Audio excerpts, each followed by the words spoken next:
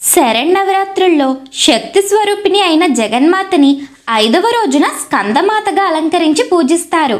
దుర్గాదేవి అవతారాల్లో 5వ అవతారం స్కందమాత దుర్గా.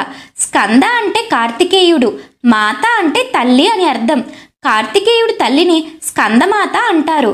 పురాణాల్లో స్కందమాతను చతుర్భుజగా పేర్కొన్నారు.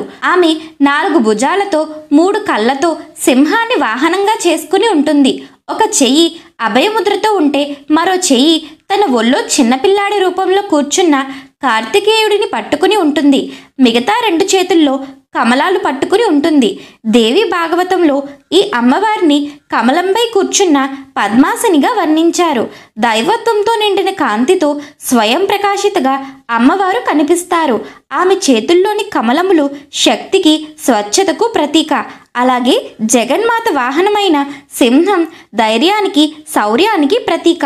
లోక కళ్యాణం కోసం పరాశక్తి ఎత్తిన అవతారాల్లో స్కందమాతకు ఒక ప్రాశస్యం ఉంది.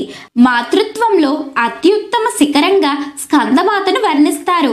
ఒక బిడ్డను తల్లి ఎంత వాత్సల్యంతో చూస్తుందో అంతే వాత్సల్యంతో భక్తులను సైతం రక్షించుకునే పరాశక్తి స్కందమాత. ఒక బిడ్డ పుట్టి ఎదుగుతున్నప్పుడు ఎన్నో కష్టాలు, ప్రమాదాలు ఎదుర్కొంటాడు. వాటిని తట్టుకుని నిలబడే శక్తిని తల్లి ఇచ్చి అతని విజయానికి సహాయపడుతుంది అని చెప్పేది స్కందమాత అవతారం. స్కందమాతను పూజించడం ద్వారా అన్ని మనోవాంఛలు పూర్తి అవుతాయి. శత్రువులపై విజయం ప్రాప్తిస్తుంది. కాశీఖండం, దేవి పురాణం, స్కంద పురాణాలలో ఈ దేవి గురించి ప్రస్తావించబడింది.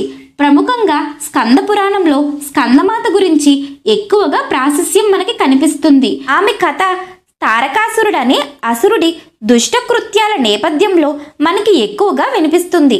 తారకాసురుడు శివపుత్రుని చేతిలోనే తనకు మరణం కలిగేలా వరం పొందాడు. ఆ వరగర్వంతో ముల్లోకాలను హింసించసాగాడు. ఆ రాక్షసుడిని సంహరించడానికి పార్వతీదేవి తన కుమారుడైన స్కందుడికి సకల విద్యలు నేర్పించి మహాయోధుడిగా తీర్చిదిద్దింది. కుమారస్వామి తన తల్లి మార్గదర్శనంలోని దేవసేనలకు సైన్యాధ్యక్షుడు అయ్యాడు. అనంతరం తారకాసురుని సంహరించేందుకు కార్తికేయుడు దేవతలతో కలిసి యుద్ధానికి వెళ్లే సమయంలో పార్వతీదేవి స్కందమాతగా కుమారస్వామిని దీవించి శక్తి ఆయుధాన్ని అనుగ్రహించి యుద్ధానికి పంపుతుంది. స్కందమాత సకల శుభాలను అనుగ్రహిస్తుంది, జ్ఞానాన్ని ప్రసాదిస్తుంది. ఇంద్రియ నిగ్రహంతో, మానసిక ఏకాగ్రతతో నిస్వార్థంగా ఆరాధించే భక్తులకు ఇహపర సుఖాలను, ముక్తిని ప్రసాదిస్తుంది. కుమారస్వామిని ఎత్తుకుని ఉండటం వల్ల ఈ తల్లిని పూజిస్తే స్కందుడి అనుగ్రహం కూడా లభిస్తుంది. స్కందమాతను అగ్నికి అధిష్టాన దేవతగా, ప్రాకృతిక శక్తిగా, కాలస్వరూపిణిగా, విశ్వజననిగా ఆరాధిస్తారు. తనను కొలిచే భక్తులకు శక్తియుక్తులను ప్రసాదిస్తుంది ఈ అమ్మవారు. స్కందమాత అవతారానికి ఉన్న శక్తి విశుద్ధి చక్రంలో ఉంటుంది.